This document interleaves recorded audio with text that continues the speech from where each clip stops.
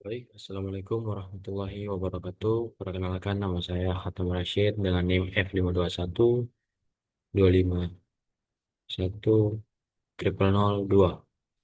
Saya membuat video ini untuk menunaikan tugas saya dari Bapak Rivial Azhar dalam mata kuliah Logika Diskrit. Baik, kita langsung masuk ke pembahasan.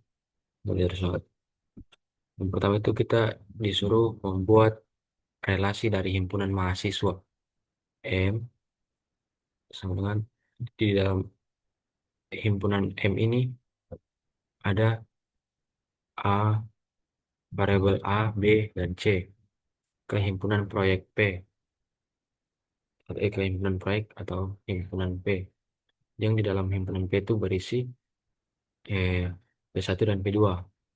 Nah, jika yang pertama itu A mengerjakan P1, yang kedua itu B mengerjakan P1 dan P2, sedangkan C ini dia tidak mengerjakan proyek.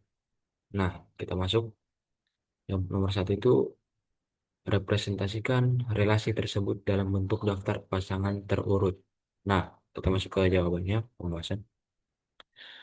Relasinya itu mahasiswa mengerjakan proyek dinyatakan sebagai himpunan pasangan terurut mahasiswa proyek berdasarkan data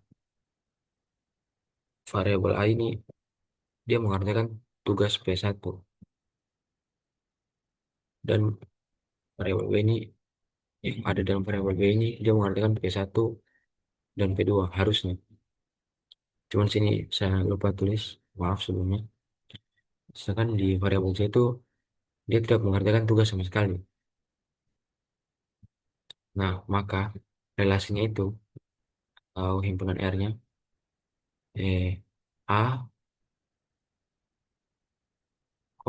P1 terus B, P1 titik kurung lanjut lagi B, P2.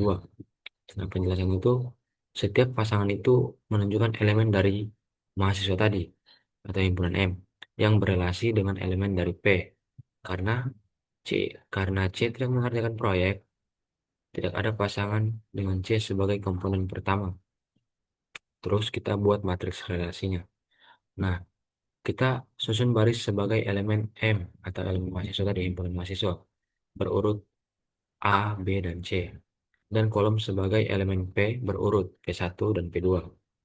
Terus kita isi matriks dengan angka 1 jika mereka ini memiliki relasi, dan 0 jika tidak.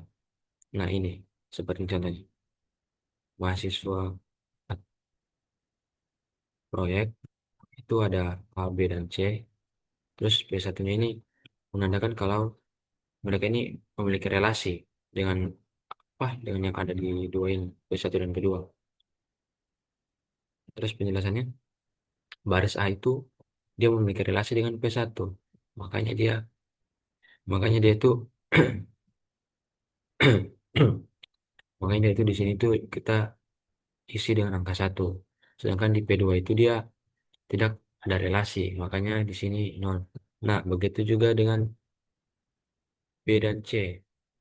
Terus yang ketiga, tentukan apakah relasi tersebut bersifat refleksif, simetris, dan atau transitif. Nah, jawaban itu kita mulai dari refleksif. Relasi R pada himpunan X disebut refleksif jika untuk setiap X, elemen X berlaku X, X atau dia dengan yang sama begitu dia. Begitulah maksudku. Terus elemen bilangan real. Di sini kita di sini kita tidak punya pasangan berjenis X, X ini karena domainnya itu adalah mahasiswa dan kodomainnya itu adalah proyek. Bentuk pasangan mahasiswa dan proyek. Jadi, pernyataan relasi ini bukan bersifat refleksif. Terus kita lihat ke simetris. Relasi R pada X simetris jika X, Y. Nah, ini berbeda dia di dalamnya. Tidak seperti yang di relasi. Elemen bilangan real. Itu dia mengimplikasikan X, Y elemen bilangan real. untuk semua X, Y, elemen X. Karena domain dan kodomain berbeda, elemen dari P bukan elemen dari M dalam konteks ini. Nah, pasangan pasangan kebalikan seperti P1, A itu tidak bermakna di himpunan M kali P atau X, saya kurang tahu juga kan Pak, maksudnya. Jadi pernyataan relasi ini bersifat jadi pernyataan relasi ini eh dia ini bukan bersifat simetris, keterangan transitif. Nah, relasi R pada X transitif jika X, Y elemen bilangan real dan Y, Z elemen bilangan real itu mengimplikasikan X, Z elemen bilangan real untuk semua X, Y, Z, X, Y, Z elemen X.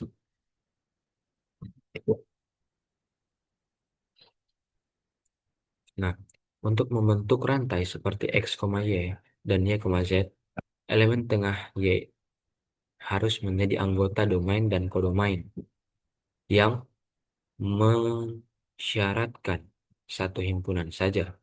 Karena kita mempunyai dua himpunan berbeda, tidak ada pasangan ini P, P1, koma. Jadi ya yang sebelahnya itu kita tidak tahu yang merupakan anggota himpunan R sehingga tidak terbentuk rantai. Jadi pernyataan relasi ini bukan bersifat transitif. Nah, kesimpulannya, relasi R, relasi pada himpunan R itu pada soal bukan refleksif, bukan simetris, dan bukan transitif. Dalam konteks definisi standar, karena relasi adalah antar dua himpunan berbeda, yaitu M ke P. Nah, bukan relasi pada satu himpunan. Nah, yang keempat, jelaskan konsep relasi dapat digunakan untuk mendesain relasi antar tabel dalam basis data sistem informasi, serta berikan contoh sederhana, misal tabel mahasiswa dan tabel mata kuliah. Oke, kita langsung ke pembahasan. Nah, dalam matematika, relasi ini menggambarkan hubungan antara dua himpunan, yaitu himpunan domain dan kodomain. Contohnya, jika himpunan A itu berisi mahasiswa dan himpunan B itu berisi mata kuliah, maka relasi relasi dari R ke dari A ke B menunjukkan siapa mahasiswa yang mengambil mata kuliah tertentu. Konsep ini menjadi dasar dalam perancangan basis data relasional, di mana setiap tabel dapat dianggap sebagai himpunan dan relasi menggambarkan keterkaitan antar tabel melalui atribut kunci. Nah, dalam sistem informasi, tabel-tabel itu seringkali berhubungan. Contohnya, yang pertama itu tabel mahasiswa itu berisi data cetak mahasiswa. Terus tabel mata kuliah itu berisi daftar mata kuliah yang ditawarkan.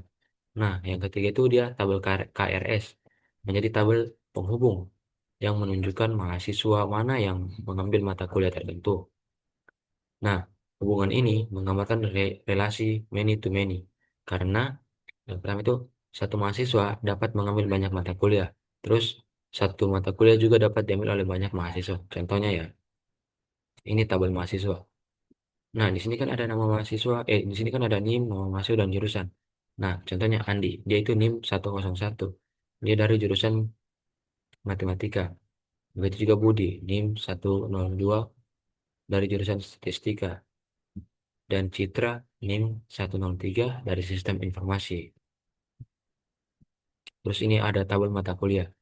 Nah, di tabel mata kuliah ini itu ada kode MK, nama mata kuliah, dan SKS dapat di yang didapatkan. Nah, nama mata kuliah yang pertama itu ada basis data. Dia ada kodenya itu MK001 dengan 3 SKS. Terus ada mata kuliah lagi pemrograman dasar dengan kode MK-nya itu 002 dengan 3 SKS. Nah, tabel kita masuk ke tabel relasi atau KRS. Ini. NIM 101 itu dia mengambil MK basis data dengan yang kodenya itu MK 001 dengan dan NIM 101 ini juga dia mengambil mata kuliah pemrograman dasar, yaitu kode MK-nya itu MK 002. Terus ada NIM 102, dia itu hanya mengambil mata kuliah dengan kode MK 001. Nah, makna dari relasi tersebut, mahasiswa 101 101 atau Andi, dia mengambil dua mata kuliah, basis data dan pemrograman dasar. Terus mahasiswa 102 atau Budi, dia hanya mengambil mata kuliah basis data. Sedangkan mahasiswa dengan NIM 103 atau Citra, dia belum mengambil mata kuliah apapun. Ya, itu saja pemaparan tugas saya. Saya akhiri, wabillahi taufiq wal hidayah. Wassalamualaikum warahmatullahi wabarakatuh.